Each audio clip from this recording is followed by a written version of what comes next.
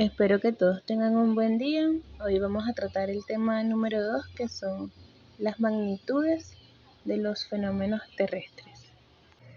A lo largo de la historia, la humanidad ha establecido una estructura elaborada sobre mediciones. Quizá la longitud y el tiempo sean las magnitudes físicas que primero aprendemos a medir. No existe noción más intuitiva y, sin embargo, más difícil de describir que el tiempo. Sabemos que algo como eso existe porque vemos que las cosas cambian a nuestro alrededor y en nosotros mismos. Otra noción que podríamos llamar indefinible, de la que creemos estar bien seguros, es de la distancia. Sin embargo, solo podemos referirnos a ella en términos de una medida, sin poderla definir realmente. A pesar de todas esas limitaciones, ha sido útil describir básicamente la naturaleza en términos de 4 magnitudes medibles físicamente, conocidas como magnitudes fundamentales, que son la longitud, el tiempo, la masa y la carga eléctrica. Aquí por los momentos nos enfocaremos en las 3 primeras. No podemos considerar una más importante que la otra, y su número no está impuesto por ley alguna. Son invenciones humanas y por lo tanto arbitrarias. Pero por extraño que parezca, cualquier otra magnitud física susceptible de ser medida resulta ser una combinación de las 4 fundamentales. Por ello se denominan magnitudes derivadas todas las demás.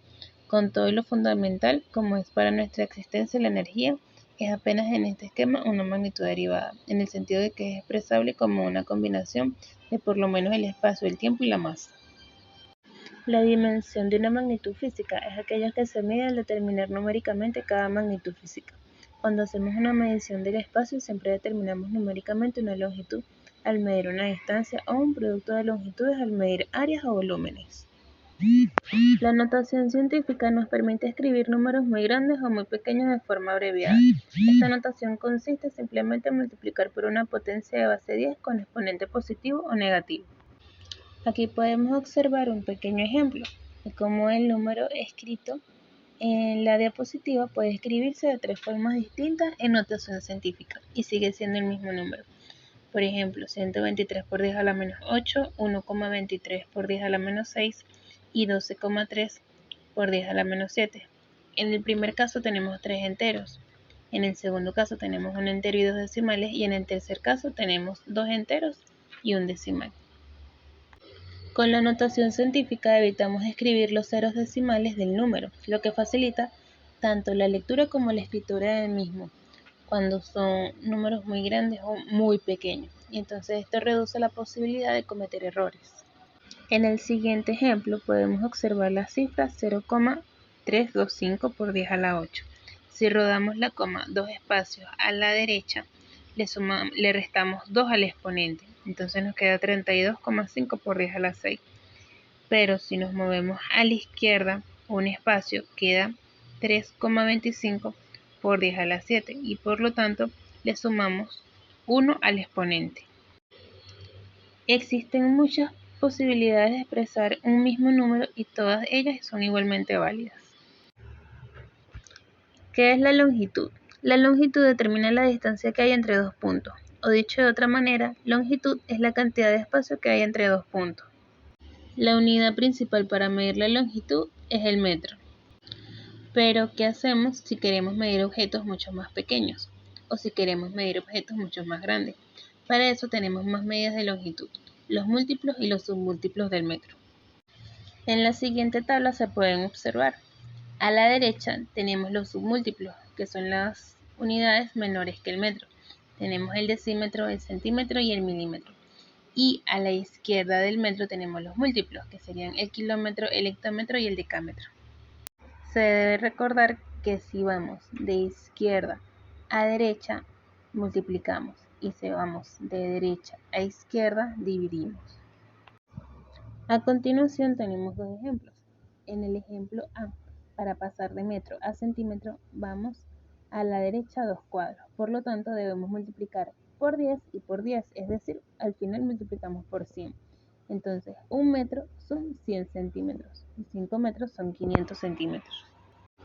En el ejemplo B, para pasar de metro a kilómetro, vamos a la izquierda 3 cuadros. Por tanto, debemos dividir primero entre 10, luego entre 10 y luego entre 10, es decir, al final dividimos entre 1000. Entonces, 1000 metros es 1 kilómetro, 3000 metros es 3 kilómetros. Ahora vamos con el tiempo. El instrumento que utilizamos para medir el tiempo es un reloj. La unidad que utilizamos como referencia puede ser el segundo o el minuto o el día. Con respecto al día, hay unidades de tiempo menores y mayores. Por ejemplo, un día tiene 24 horas, una hora tiene 60 minutos y un minuto tiene 60 segundos. Podemos ver que de arriba hacia abajo multiplicamos por 60 y de abajo hacia arriba dividimos entre 60. Para las unidades más grandes que un día tenemos semanas, quincenas, meses, trimestres, semestres, años, bienios, lustros, décadas, entre otras. Ahora, ¿cuántos minutos son 1000 segundos? Para pasar de segundos a minutos hay que dividir entre 60. Entonces tenemos que 1000 entre 60 es igual a 16. Y de resto se quedan 40. Esto quiere decir que 1000 segundos es igual a 16 minutos y 40 segundos. Ahora, ¿cuántos minutos son 3 horas? Para pasar de horas a minutos tendremos que multiplicar por 60. Entonces tenemos que 3 por 60 son 180. Entonces 3 horas son 180 minutos. ¿Cuántas horas son 250.000 segundos? Para pasar de segundos a horas hay que dividir entre 60 dos veces. 250.000 entre 60 son 4.166 y queda de resto 40. Esto quiere decir que tenemos 4.166 minutos y 40 segundos. Ahora volvemos a dividir entre los 60 minutos. 4.116 entre 60 es igual a 69 y de resto queda 26. Al final tendremos que 250.000 segundos es lo mismo que 69 horas, 26 minutos y 40 segundos. La masa es la magnitud que expresa la cantidad de materia contenida en un cuerpo.